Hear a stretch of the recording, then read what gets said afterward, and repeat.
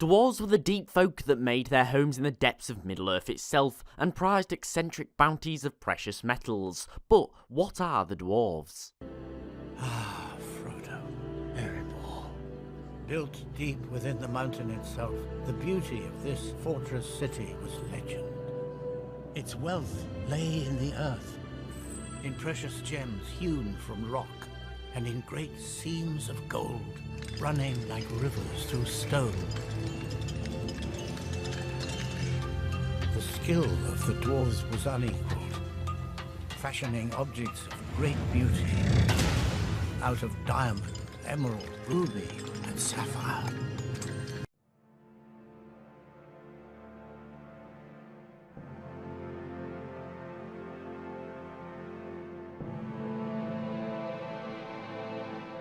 Now, dwarves are probably amongst the most civilised races on Middle-earth. However, unlike men and elves, they were not created by Eru Ilúvatar, instead by one of his angels, or Valar AULE the Smith.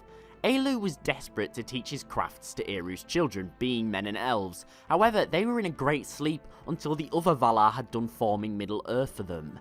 AULE was that desperate that he chose to make the first 7 dwarves in secret without Ilúvatar's permission. However, he didn't actually have the power to create life. Now, when Ilúvatar found out, he was considerably angry, and AULE gave the 7 dwarves to Ilúvatar, thinking that he would destroy them. But Ilúvatar decided to give them life as opposed to destroy them, so when AULE was about to strike his creations and destroy them, he was delighted to see that they cowered before him and that they were alive.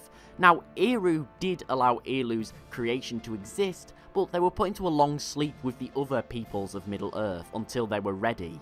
The dwarves woke after the other races about a century after elves. The 7 fathers went on to found their own dwarven clans, some of which went and found kingdoms near the Elven Holds, where they prospered from trade and formed peace pacts, ensuring prosperity for all kingdoms. Meanwhile, Thorin the First headed to the Misty Mountains. Here in a vale he saw a mirage of him in a crown of 7 stars, and he chose to create his own kingdom of Khazad-dûm here, which would become known as Moria.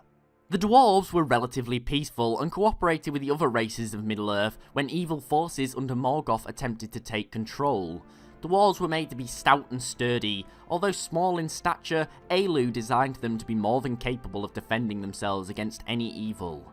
However, throughout history, dwarves have often greatly contributed towards their own demise. For example, many dwarven lords' greed was the one that caused their downfall. In fact, the long feud between dwarves and elves began with them creating a great necklace known as Nalgamir.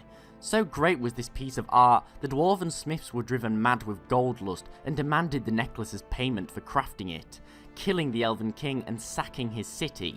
This led to the elves hunting down the dwarven smiths and killing them. Both sides strongly accused each other of attempting to double-cross one another, and then for generations afterwards they continued this feud. The wars with the elves weakened many of the dwarven holds. However, the line of Thorin remained strong, with their ancestral fortress of Moria growing larger and stronger with every generation that passed, and with these numbers swelling due to the refugees from the less prosperous fortresses. As well as this, the line of Thorin remained on relative good terms with elves and men, trading their pristine metals and superior weapons and armour for all manner of precious goods. Durin the Third was given the most powerful of the 7 rings of power that were given to the dwarves. However, as we know, these rings didn't really have the effect on the dwarves that Sauron intended. Instead of bending them to his will, the stubbornness of the dwarves resisted Sauron. However, it did worsen their notorious greed. Many of the dwarven lords became so rich, their hoards were all too tempting for the likes of dragons, great beasts that desired their plunder. Now, it can never be said that the dwarves were cowards. When the last alliance was formed to stop Sauron's conquest of Middle-earth, the dwarven kings pledged 50,000 of their soldiers to the cause, making it clear to Sauron that he would find no allies amongst them.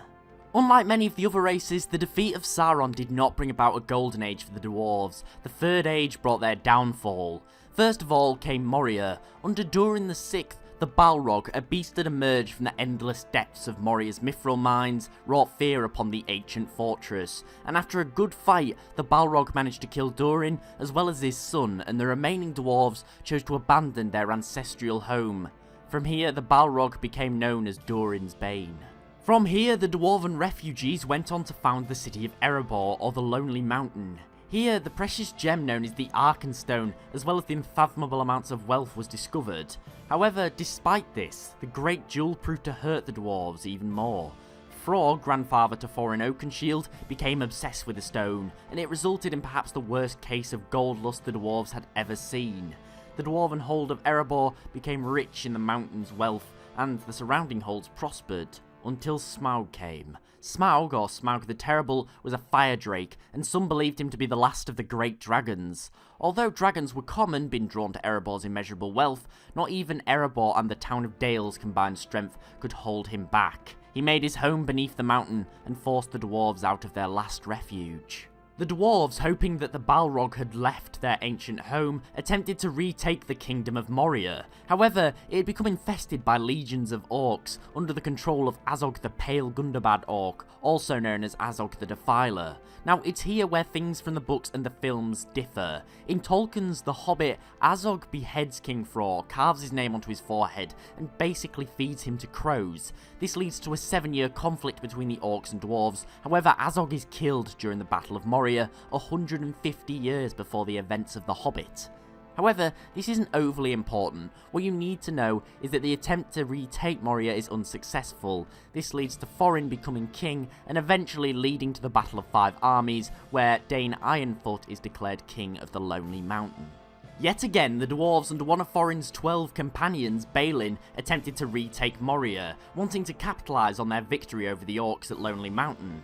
Many believing that the ancient Balrog by now had to have been long gone. But again it failed. For 5 years they battled the orcs and goblins, who over generations their numbers had swarmed in Moria's breeding pits. Also, the Balrog was very much alive. Balin was killed by an orc arrow, and so was the rest of his war party. So, when the Fellowship attempted to seek aid from Balin's group to guide them through the old fortress, they were surprised to find that they'd been massacred, and that they were walking into a death trap. After the War of the Rings and Sauron's evil had finally been fully scorned from the world, the dwarves seemed to return to splendour.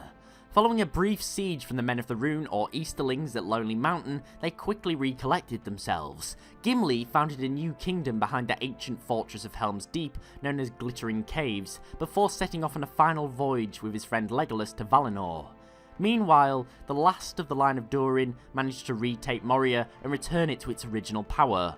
Ultimately, following the War of the Ring, the dwarves prospered until the last of their kin left Middle-earth. The dwarves were one of the key races on Middle-earth. Their stubbornness made them a worthy opponent to any foe. In most cases, the key to their downfall was their own insatiable greed. They were strong and prosperous. But what do you think of the dwarves? Misers or honourable warriors with a weakness for gold? Hope you enjoyed. If you want more Lord of the Rings lore, please show your support, as it's always appreciated and really helps the channel grow. And follow me on Twitter at The Lore Guy for regular updates. Thanks for watching, I hope you enjoyed, and I'll see you next time.